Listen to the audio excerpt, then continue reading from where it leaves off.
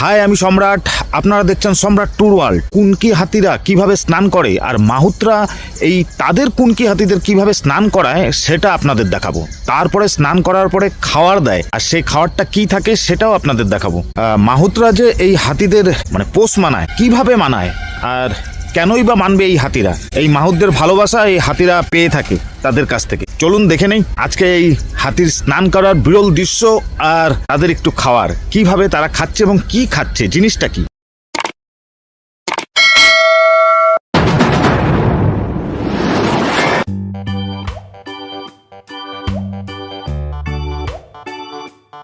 এই যে হাতিগুলো দেখতে পাচ্ছেন, এই হাতিগুলো হচ্ছে ফরেস্টেরই পোষা হাতি, কুনকি হাতি। এদের এক একটা নাম থাকে, এই নামগুলো মাহুতরাই জানে। আর এক হচ্ছে এরা সকাল থেকে বিকাল অবধি এরা ডিউটি করে, তারপর এরা এসে এখানে স্নান করে। এই পাশে নদী আছে, নদীতে স্নান করে। মাহুতরা তাদের ঘষে মেজে একদম মানুষের মতন স্নান করায়। দেখুন স্নানের এই দৃশ্য।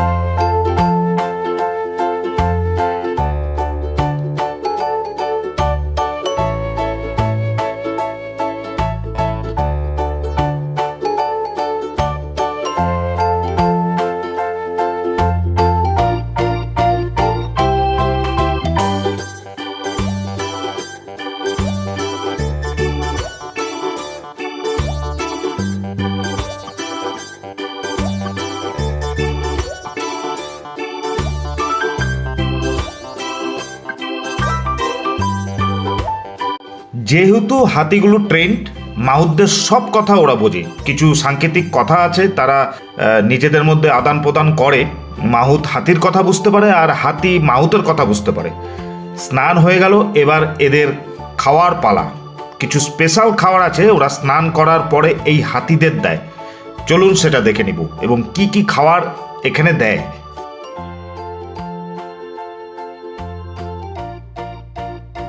হাতিদের প্রধান খাদ্য কচি বাঁশ, কলার গাছ, বিভিন্ন ধরনের ঘাস ও গাছের ডাল। কিন্তু স্নান করার পরে এই যে খাবারটা দেয় মাহুত, সেটা হচ্ছে, এই খাবারটার নাম হচ্ছে কুচি।